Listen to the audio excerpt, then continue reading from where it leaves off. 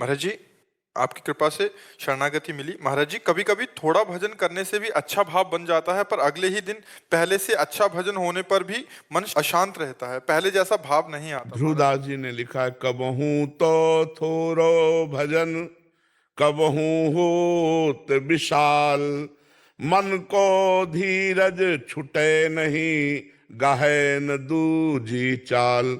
कभी कभी मन में बहुत भजन करने का उत्साह होता है और कभी कभी मन बिल्कुल भजन में नहीं लगता। तो साधक को चाहिए कि जिस समय भजन में मन ना लगे उस समय कीर्तन है, सत्संग है, संतों के पास बैठना, ये दूजी चाल ना चले। कबहू तो थोरो भजन, कबहू होत विशाल, मन को धीरज छुटे नहीं, गाहे न दूजी चाल। अपने मार्ग में चलता रहे, मन लगे ना लगे। देखो, भगवान के नाम में इतनी सामर्थ्य है कि मन ना लगने पर भी भगवत प्राप्ति हो जाएगी, इतनी सामर्थ्य है। जैसे आग को प्यार से छुओ तो जल जाओगे, या कोई धोखे से छुआ दे तो जल जाओगे, क्योंकि उसमें जलाने वाली शक्ति है, दाहिका, दाहिका शक्ति है, वो दाह पैदा करेगी। विष में मारण शक्ति है, प्यार से पियो तो मर जाओगे, कोई पिला दे या धोखे से तो मर जाओगे। ऐसे भाव कुभाव अनख आलसहु, नाम जपत मंगल दिशि दसहु। कैसी भी परिस्थिति में, कैसे भी भाव में या कुभाव में नाम जप किया जाए तो नाम में अनंत शक्ति है, भगवान को बस में कर लेने की शक्ति है। सुमिर पवन सुत पावन नामू, अपने बस कर राखे रामू।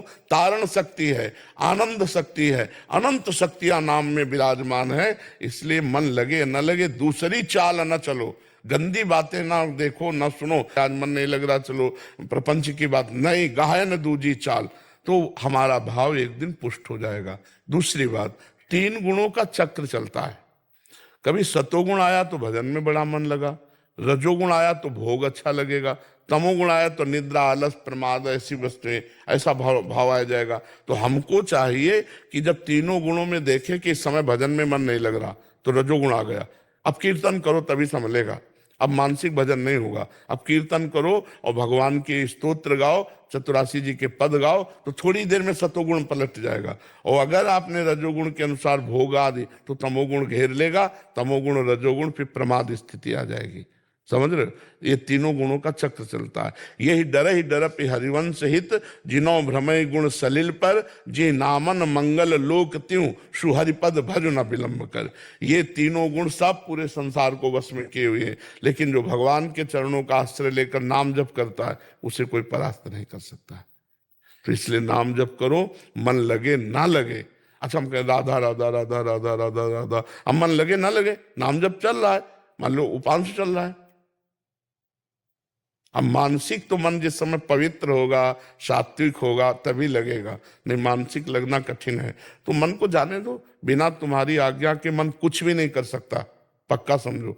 जब आप दस्तखत कर लेंगे कि हाँ ये खाऊंगा, अब वो आपको परेशान कर देगा, ये भोगूंगा तो अब आपको परेशान कर देगा। अगर राधा राधा राधा नहीं, मुझे नहीं चाहिए, तो बार बार प्रेस करेगा, आपको व्यथित करेगा, आपको जलाएगा। आप जलो मत, तो भाव आगे बढ़ता चला जाएगा।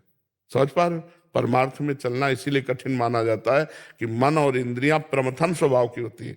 जब वो अपने भोग सामने रखते हैं, हम नहीं कर देते तो हमको जलाती है, और हम उस जलन को सह जाए, या